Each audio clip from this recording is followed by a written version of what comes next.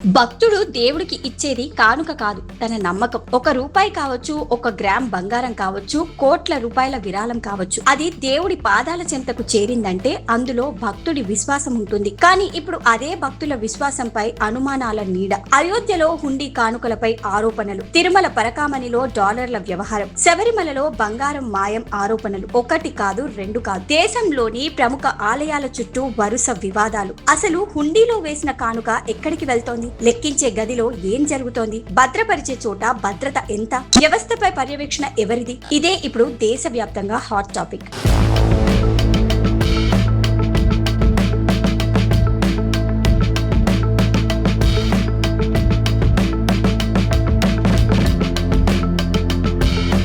రాముడు జన్మభూమి, కోట్లాది మంది భక్తుల కల సాకారమైన పవిత్ర క్షేత్రం. అలాంటి చోట భక్తులు సమర్పించిన హుండీ కానుకలు మాయమయ్యాయంటూ ఆరోపణలు రావడం సంచలనం సృష్టించింది. ఈ వ్యవహారంపై దర్యాప్తు ముందుకు సాగింది. అనుమానితులు, అరెస్టులు, విచారణ. ఒక్కో అంశం బయటకు వస్తున్న కొద్దీ ప్రశ్నలు పెరుగుతున్నాయి. భక్తులు సమర్పించిన కానుకలకు భద్రత కల్పించే వ్యవస్థలు లోపమెక్కడ? ఇది కేవలం చోరీ ఆరోపణల కేసు కాదు, భక్తుల విశ్వాసానికి సంబంధించిన వ్యవహారం. ఇక తిరుమల శ్రీ వెంకటేశ్వర స్వామి ఆలయం దేశంలోనే అత్యంత సంపన్నమైన ఆలయాల్లో ఒకటి. శ్రీవారి హుండీలోకి ప్రతిరోజు భారీగా నగదు వస్తుంది. నగదే కాదు, బంగారం, వెండి, ఆస్తుల పత్రాలు, డిజిటల్ విరాళాలు. భక్తులు తమ శక్తి మేరకు కానుకలు సమర్పిస్తారు. ఇంత భారీ మొత్తంలో సంపద కదులుతున్న చోట సెక్యూరిటీ ఎలా ఉంది? లెక్కింపులు ఎలా జరుగుతున్నాయి? ఆడిట్ ఎలా జరుగుతోంది అనే ప్రశ్నలు అత్యంత కీలకం. 2023లో తిరుమల పరకామణిలో విధులు నిర్వహిస్తున్న ఓ ఉద్యోగిపై అమెరికన్ డాలర్లు దొంగలించారనే ఆరోపణలు వచ్చాయి. కేసు నమోదైంది, చార్జ్ షీట్ దాఖలైంది. తర్వాత రాజీ నేపథ్యంలో కేసు పరిణామాలు మరో మలుపు తీసుకున్నాయి. ఇక ఫిర్యాదు చేసిన టీటీడీ ఉద్యోగి అనుమానాస్పద పరిస్థితుల్లో మృతి చెందడం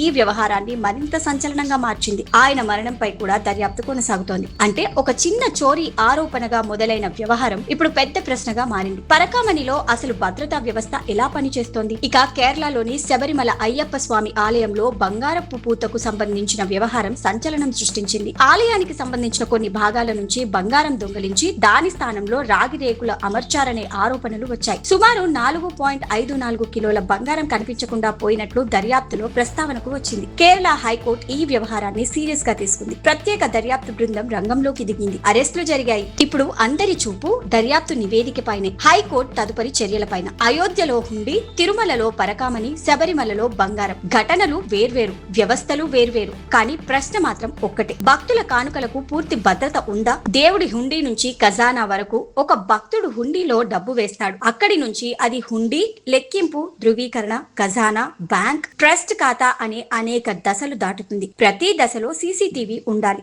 డిజిటల్ రికార్డ్ ఉండాలి, డబుల్ వెరిఫికేషన్ ఉండాలి, ఆడిట్ ఉండాలి, బాధ్యత స్పష్టంగా ఉండాలి.